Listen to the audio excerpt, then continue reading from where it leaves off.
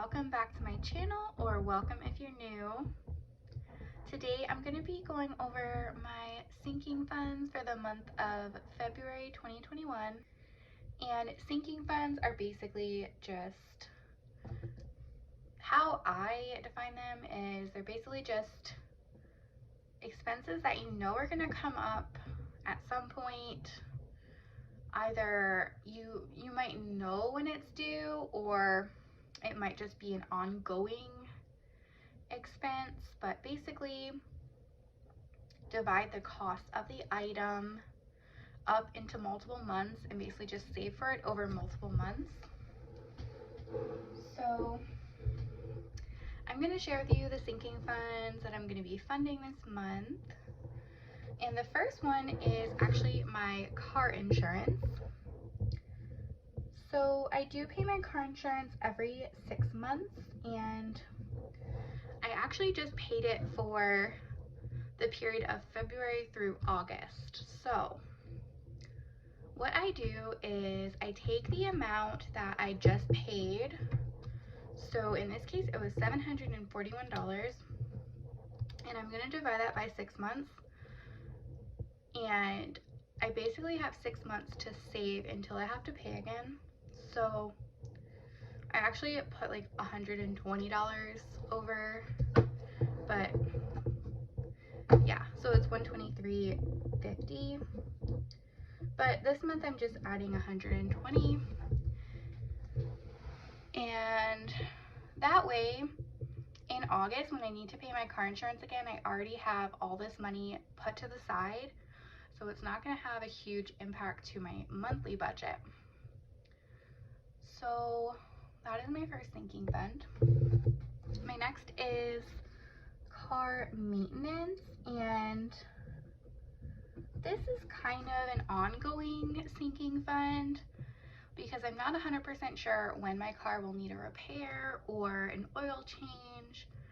It's not very predictable, but I do like to put money aside for it, so that way if I do incur like a maintenance cost for my car or an oil change, I already have the money set aside.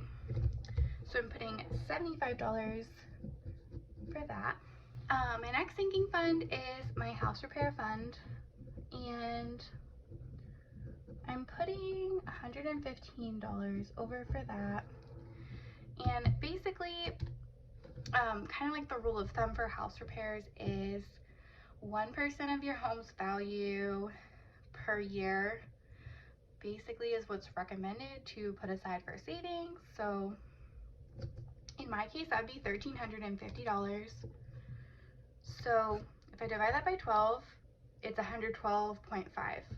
So in this case, I rounded up a little bit and just am putting 115 over.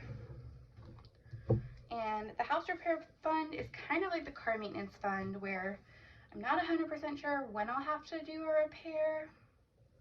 I actually do have a few repairs that I need to get done, but I'm not 100% sure when that's going to happen, so I'm always just going to save some money for it. Just so that way when I do have a repair expense, it's not going to kill my budget because I'm already putting money aside for it. My next sinking fund that I'm funding is Amazon Prime. And I pay for the yearly version of Amazon Prime, which is like $120 a year. So I have a whole year to pay for it again because I just got charged for it in November. So I'm putting $10 to the side for that, and then in November when my card gets charged, I'll have the money already.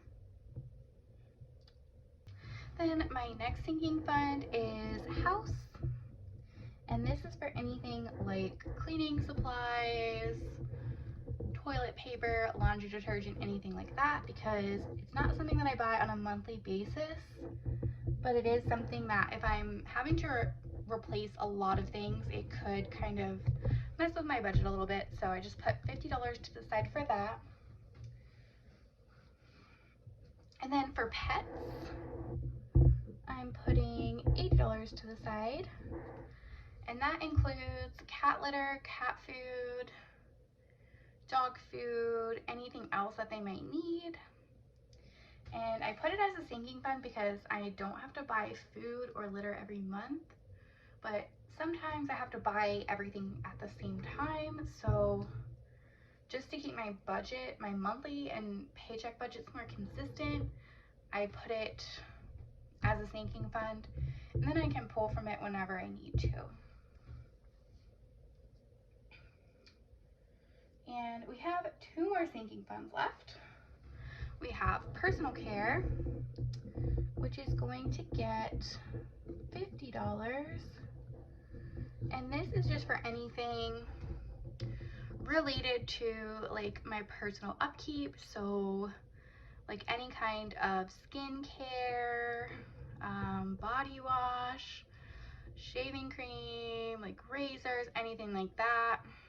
And skincare can get quite expensive, but usually when you buy something, it lasts for a while. So I do put money to the side just in case I have to replace like multiple items in a month.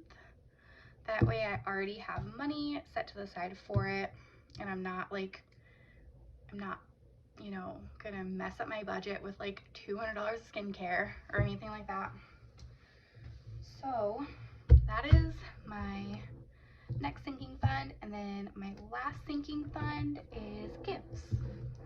So this is for Christmas and birthdays and all of that. So I am starting to already save for Christmas as well as birthdays along the year. Birthdays throughout the year. So I'm putting $60 to the side for now for that. And yeah, I do have a birthday coming up in February for my dad. So I'm gonna be pulling from my sinking funds to get him a birthday gift. And if I added all this up correctly, we should be at around $560, but we'll see.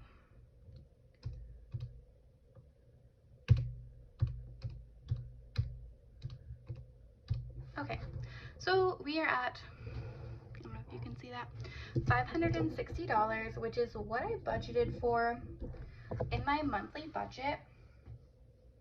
And I actually just have all of these funds in the same savings account. So I don't really keep track of like individually how much I have in each one. And I've been saying I'm gonna start doing that, but I still haven't started doing that. So $560 will get transferred to my sinking fund savings account. And then I don't tend to fill this out all the time, but transaction log is what I have down here. And so if I like buy my dad his birthday gift, like I could put it down here and put how much I actually spent. So maybe I'll do that, maybe I won't. I don't always keep up with this page. I kind of check in with it like once a month. So that is how I set this spread up and the sinking funds that I'm funding for February. I also do want to start saving up for travel again, but it's just not really a priority at this time because of what's going on in the world. So if and when it is safe to travel again, I will certainly be saving up for that. And then I do need to start saving up for my Canva renewal as well, because that will be due around November, and I think that's about $120. But I didn't put it in for this month. So if you enjoy this video, please hit the like button and subscribe to my channel if you're not already subscribed. And I will see you in the next one. Bye.